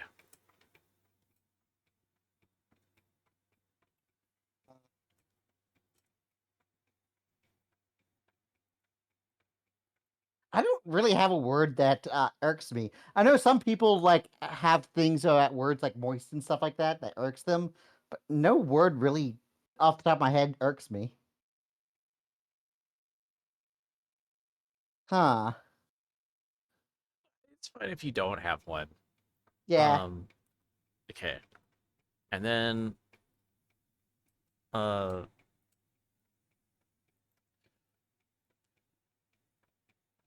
okay, then what okay, now you may say what is your favorite curse word?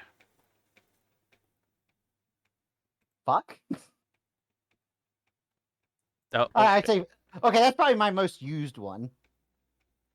I mean you could say it's your favorite one if you want, but Yeah, it's definitely my most used one, so probably is my favorite. The amount of okay. times I've stopped myself from saying it because I don't know what the rating of your show is, so I'm like, there's been several times where I was about to say it and I like pause and go, nope, new word. Okay. So then next would be what profession other than your own would you like to attempt? That is a good question. Uh, when I was first in college, my original career path was to be a math teacher. Mm-hmm. Bullet dodged with that one because after I graduated college is when they introduced Common Core to schools. Oh yeah, where they changed like a new like the new way the teeth match or math or whatever. Yeah, and where you mark it wrong if you don't do it in a very specific way of steps, Yeah, and you have even to if there's like 5 different ways to solve a problem. yeah, Basically, making kids dumber by making them follow a procedure rather than understanding how it works. yeah. I have one of the family members or whatever that was like doing something or was like it's like currently teaching and so is having to do like Mm. to teach like the new math and then she was like trying to explain it to me and I was like Yeah, Common Core makes no goddamn sense. It only serves to make the kids stupider and not understand what you're teaching them. to quote Hank Hill, that is Mm. asinine. It is. Because the thing is, I love like math puzzles and stuff. And a lot of times when I solve math puzzles, the fun thing isn't just finding the solution, it's finding the solution and then seeing how other people solved it because of how many different ways there are. And then being told, no, there's only one way to solve a problem. And if you don't do it our exact way, it's going to be counted as wrong, even if you got to the correct answer, is dumb as hell. So I'm glad I did not become a math teacher and that I pivoted in college. Yeah. But if I wasn't, so definitely not a math teacher. I'm currently a software developer, so my it's kind of hard to determine what I would be because like realistically, if I wasn't a teacher or a software developer, I'd probably be working in retail or some shit like that. Mm, Because like in terms of like professional work, that's all I'm good at. Uh, but dream job, assuming that I could make it, probably an artist. mm, I'd have to spend a lot more time doing my work. I currently mostly just do pixel art. If mm, I could just like be a pixel artist for like game development and stuff like that, that'd be awesome. Because mm, I do a lot of RPG Maker sprites, and I also do like pixel portraits and stuff like that. So I do have a passion for doing pixel art, but it's I don't put enough time to be like cutting edge to it. But if I did dedicate it as my job, I definitely would have had enough time to practice it to be cutting edge. mm, Because that's one of those things where I definitely have potential to go so much better than what I'm currently doing. It's just a matter of spending the time doing it, and if I did it as a job, I'd be spending the time doing it. So, mm, which is a lot of things with a lot of artistic creations. It's like obviously you'd be better at a certain job if you had the training and experience. mm. Uh, okay. Next would be if you had $100 million to make a movie, what would it be? Ah, a movie. Ah, whenever I write stories, I am heavily into like making stories for like D&D and stuff like that. Mm-hmm. I've been a DM since 2011. Uh, whenever I write stories, it is very much all over the place. Mm-hmm. So consistency, trying to figure out how to do something consistently within a brevity of a movie is definitely hard. Um, if I were to make a movie, it would probably, in order to keep things simple, probably be a form of horror movie. Mm. I don't know how I'd spend $100 million on that because I could probably do it on like six, but Is there any like you say it's like is there any maybe particular like director or studio or maybe actor actresses that you might want it involved?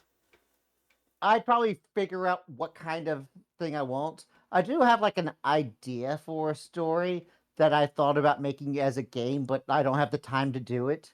About it's kind of hard to describe the plot, but Mm, basically, a guy finds out that his long lost brother has died, and for some reason, he was a mega rich, even though that he knew nothing about him ever between when he abandoned the family and died. And then when he goes to the island to where the estate is, they finds out he was like a cult leader, and he's mm, the whole thing is about escaping and trying to uh, try to get out alive in a town where anyone could either be a normal person or a cultist. mm. Okay. But Um.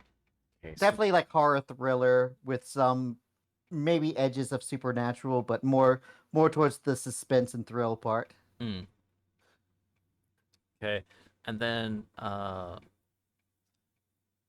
who is your waifu and/or husbando? That answer changes every week. uh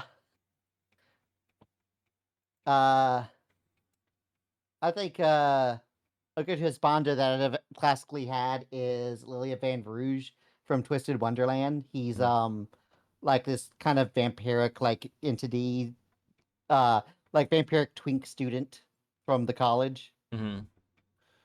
Uh and his story's weird because he decided to go to college after his two sons went there. So he's a lot older than the other students. And he's like, hey, my sons are going to college. Let me enroll at the same time. And they're like, fuck. But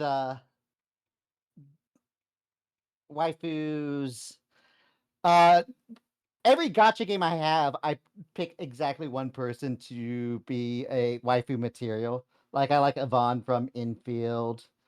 Uh and then every individual game. I think my waifu from Uma Musume is El Condor Pasa. Mm,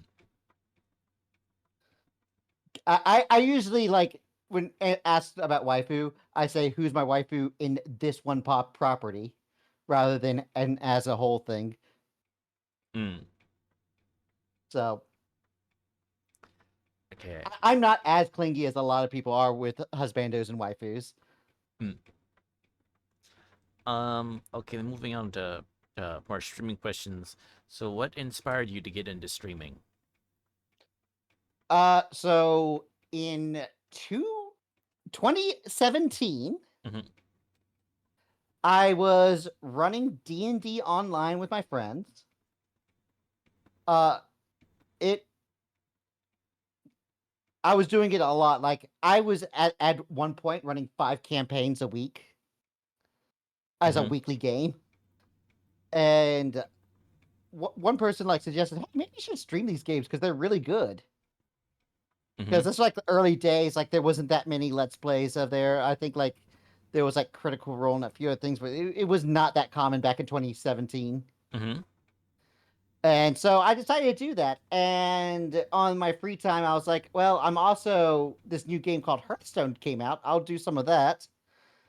And through all of that, eventually I got bored of it, but it was mostly because I couldn't figure out what direction I wanted to go on. It's like, am I a D&D streamer or am I a Hearthstone streamer? What am I doing? And I did not feel like turning on a webcam, and I was like, okay, I'll probably come back to streaming at some point if I can have a good reason. And that good reason was that a pandemic started. Uh, So as soon as March of 2020 happened, I immediately got to work on restarting streaming because all my social links just got bonked. I couldn't physically go to the card shop with all my friends and play D&D and Magic the Gathering and stuff like that right. anymore. So I was like, well, I have all this free time and I need to do something social. Time to get to VTubing. And I remember when I was into it, I was like, there's like no one doing this. And it is not that popular. And all these VTubers that are popular are all Japanese clips. Like I would see clips like Corona and like stuff like that. Like obviously, and this was around the time that like Iron Mouse and people like that started streaming. So it was like super early. Mm. And a lot of stuff times I was like worried about what to do. And like even after designing this avatar, which I've stuck with the past 6 years, it was a lot of trying to figure out my path and going, man, this is so niche. And then Hollow Live's first English gen, Hollow Myth, came out, and I'm like, oh wait, everyone's VTubing now. What the hell is this? I went from it was a small social club to getting drowned out very quickly. Mm. If only I started before the virus, maybe I could have had a better foothold. uh, and then okay, so that really kind of answered the question as far as why VTubing then. Yeah, But because I didn't like doing face right. camming, and also uh anime is good. Because like it's easier to figure out your branding if you're a VTuber than if you're a facecam streamer. Mm. Because like the branding on facecam streamers are all these like esports logos, lightning, oh Monster Energy and stuff like that. It felt like a lot of the branding felt like esport, like it was like very based on like how esports branding was for a lot of facecam streaming Yeah. that at the time. It become a lot less like that. There's been more diversity, but back then it was very much like that type of thing where you had to have like an esports like logo and all that sort of stuff. And I was like, that's lame. I just want to be an anime boy online. It's like the what I guess it'd be like the gamer product theming basically.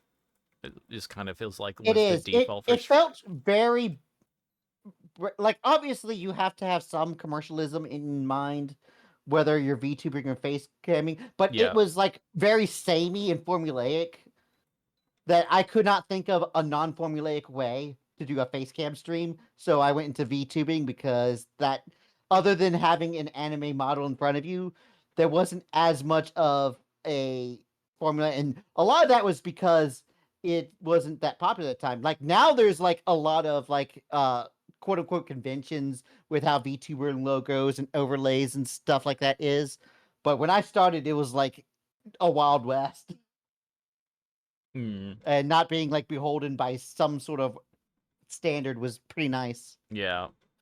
Um. So what inspired your design and theming? Well, first I wanted something eccentric. Mm-hmm.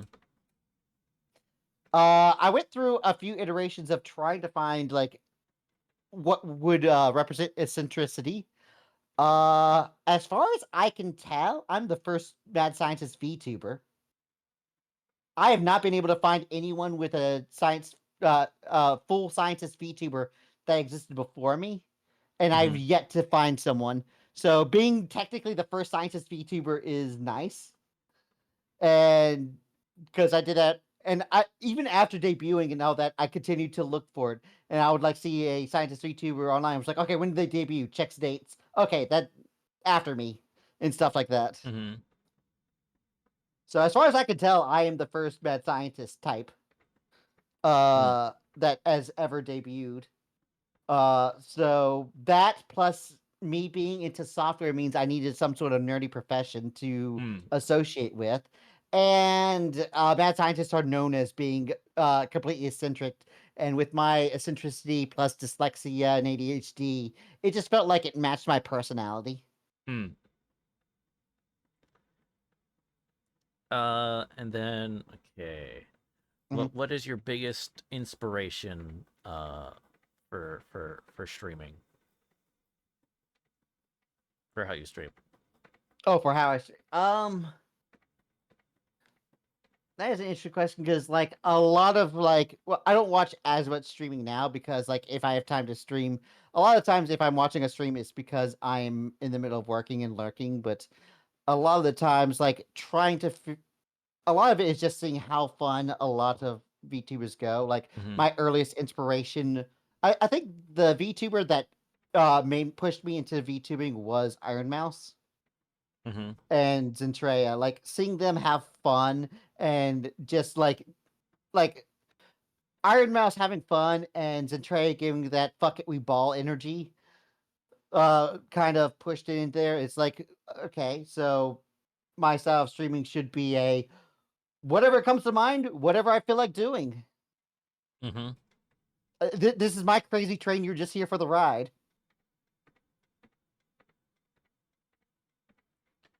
Okay. Um. And then okay. Let's see. You said you were because my next question is how long has been streaming, and then farmer. So you said you did start like streaming I somewhat did in 1 year in 2017, 2017, and and then then 6 years of 2020. VTubing. Okay. So total of 7 years, 6 of those is Okay. VTubing. Well, okay. Because you started back up in 2020, Yep. right? Okay, and that's when you debuted as a VTuber. Okay. Yeah, I started like tweeting around close to when the summer started. Hmm. Um. Okay. Uh. And so, what have you enjoyed most about streaming? Uh I think most about the streaming is being able to have the mentality of I've talked to some even if my chat is completely dead, the idea that someone could be listening, could be talking, I think it's like having the idea of the social aspect of that Mm-hmm. because without that the socialization of gaming kind of vanishes. So being able to like talk and the idea that someone could be listening is very big for me Mm. because like a lot of the times I have ADHD. I can't focus on one thing at a time. So and I need something to distract me from the game Mm. while still being able to stare at the game. So Mm. being able to talk to a chat while playing a game is nice because a lot of times I'll talk about things that are completely irrelevant to what's happening on the screen and stuff like that. Mm. And a lot of the times, I mean, sometimes I'll commentate on what I think I should do and what should I do and stuff like that. But other times it's like trying to have conversation topics and trying to riff over what chat is saying and stuff like that. Okay. And then, what have you streamed that has had the most psychological or emotional impact on you? What have I streamed? Uh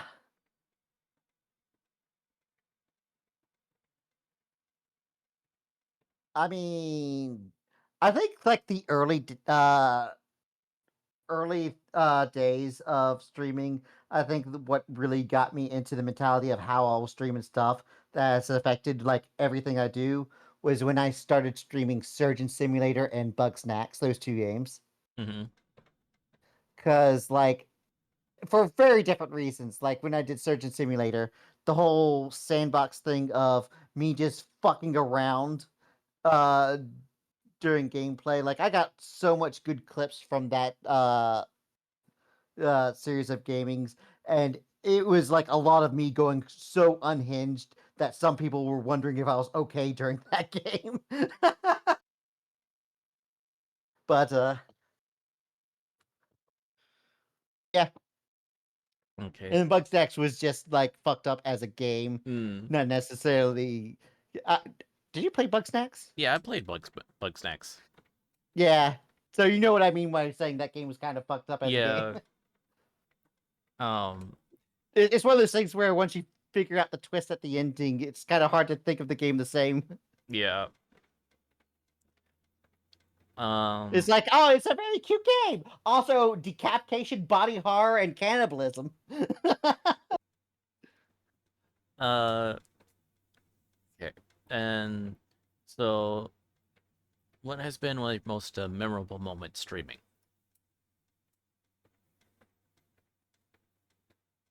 Ah, I have way too much time to think about that. Uh, I mean, cooking meatballs. That stream was a very memorable part in my career because that was like me experimenting with cooking streams, and I didn't do hand cam streams often. And like people like every now and then, even though it's been like, oh, when the fuck did I do that? 1 second. Was it like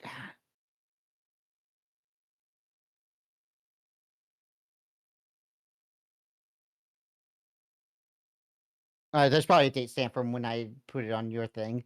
How long ago was that? Uh March. Okay, that was 2 years ago. Okay, I was correct. Like, even though it's 2 years ago, every now and then someone will still mention that stream Hmm. because it was just so unhinged and the end product was so cursed. Okay. And then, so what has been your favorite collaborative event that you've taken part in? Hmm. Uh, I think me playing It Takes Two with Sierra probably Hmm. because I think that our brands of comedy riffed really well together. So I think like that collab of us playing for like 3 sessions was one of my best collabs, just because of like how well we riffed together and our form of comedy. And there was a lot. There's a few good clips where it was like I would set up a joke and she would land it, and vice versa. Mm-hmm. So it was like a very high quality stream, and the fact that every now and then I would just like throw for the content because there was like times where I would like troll her, like in a session where it's like I have to hold this button down and you jump, but if I get off this button, you die, and I'll like jump off at the last moment and she dies. She's like, "Oh, you dick," and stuff like that. It's like a lot of trollings, a lot of riffing. We kept bits going throughout the whole thing. It was just like a very good collab. Hmm. Uh, okay, and now, what are some short-term streaming goals that you have, and then what are some long-term streaming goals that you have? I think short term would be trying to be more content focused. Mm-hmm. Like obviously, whenever I don't have anything planned, the default is to game. But to try to get short term to try to get more content, and a lot of that is trying to reach out to people for collaborations and stuff. Because a lot of times, a lot of the short-term goals I have would involve me riffing with other people for like setting up special events and collabs because like a lot of people like can bread and butter gaming, but trying to get like non-gaming streams more often would be a very good short term. Long term would be to try to cultivate an audience so that I can easier have better interactions with chat because there have been times where I have like done things that aren't as good unless there's enough people in chat, like collaborative with the chat interactions. Like know how to like program, and I know how to program things that interact with OBS. Hmm. So can make a lot of programmed interactions with chat. Like, are you familiar with Doug Doug? Well, say that one more time. Are you familiar with Doug Doug, the streamer? I feel like I've heard of them. Okay. Uh, okay. I was gonna say stuff like that, but like being able to write scripts that run on my local computer, where it's like, oh, if I verbally say something, something happens Hmm. on stream. Like being able to mod the game and being able to like make it so that chat can fuck me up. Although a lot of people can still do that without programming knowledge through like programs like crowd control. Hmm. But there are some ways to do it otherwise that I know have. Because I've made software that can interact with stream and having more options for chat to be able to interact with would be important. Right. Throughout half that inspiration, I was like, "Wait, what was the question?" And then I remembered halfway through, but I just kept going. um, and let's see. If you could collect and welcome in Tea Drinker Trobos. No, you cannot have a cup. All the tea is from me. Yes. Slip, slip, slip. Maybe Oh, later. Um. are you sure about that? Okay, and then if you could collab with one famous streamer, who would you pick? Iron Mouse. Okay. You I immediately already have. said that she was the reason I got into VTubing. I So no, I guess it's. I for whatever reason, I don't. For whatever reason, have I gotten such a clear response of so it's a immediate. I've been asked this before on stream, Okay. so I've had like plenty of time to think about that. Okay. It's straight up Iron Mouse. Like there's like some close seconds and thirds, but that's still like number one.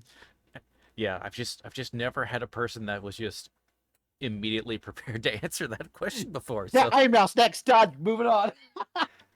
Back it up. uh, okay. And then, what advice would you give to people considering streaming or VTubing? Find your own style. A lot of the times, it's good to have inspirations from other people, but you have to understand why what works for them, and what works for you might not be the same. Trying to figure out like your stream personality, because a lot of times on stream, it's like you but hyper inflated. You have to take your own everything that is makes up you, all your personality traits. You kind of have to overemphasize them in order to kind of almost have a personality. It's not like lying about who you are, obviously, Mm. because obviously, but it's like taking anything that you're interested in, all your personality traits, and like exemplifying them in order to try to figure out. As soon as you figure out how to talk to stream, Mm. I think a lot of things will go naturally. A lot, and also the only thing that I would consider important in terms of upgrading equipment is microphone quality, because you could have a shitty model. You could have like a PNG that you drew yourself that's like a sketch. Mm. You can have like no overlays or anything like that, and it's fine. If you have bad audio quality, that's the deal breaker. Mm. You don't have to spend money on anything else as long as you don't like have like all this crackling in a can audio quality. Hmm. So if you do invest money in there, I'd invest in a microphone well before a VTubing model. Hmm. Oh yeah, for sure. Um. Okay. So. Because just having a PNG on screen is fine Hmm. for a lot of people. People will think like, oh, no one will click on me if I don't have a thing. Well, no one's going to watch your stream if they go in there and they hear, oh my gosh, you know? Oh yeah. Sorry if that hurt your ears. No, I'm. It's fine. Um. Listen, I'm from old brain rot like 2012, 2013 memes, which just all involved, you know, the most Deep frying the loud memes. in your in your ears you could Yeah, possibly the think. deep frying. Yeah. So air I haven't horns seen a and deep stuff fried like meme in that. a long time. So I'm yeah. Um so anyway, thank you very much for coming. Um is there any upcoming events you have that you'd like to let the people know about? Well, tomorrow I'm going to be starting Resident Evil 9. Mm-hmm. Mondays is always Dungeons and Dragons. I have a game that I play with my VTubing friends. We're coming up on 5 years of that game. Mm-hmm. But we're like at the near end. Like, there's only like two major boss fights left. They're level 19, getting ready to enter level 20 from a level 1 campaign. So, uh, yeah. So very close to ending my D&D game. We're like at the climax. Mm-hmm. So that's on Mondays.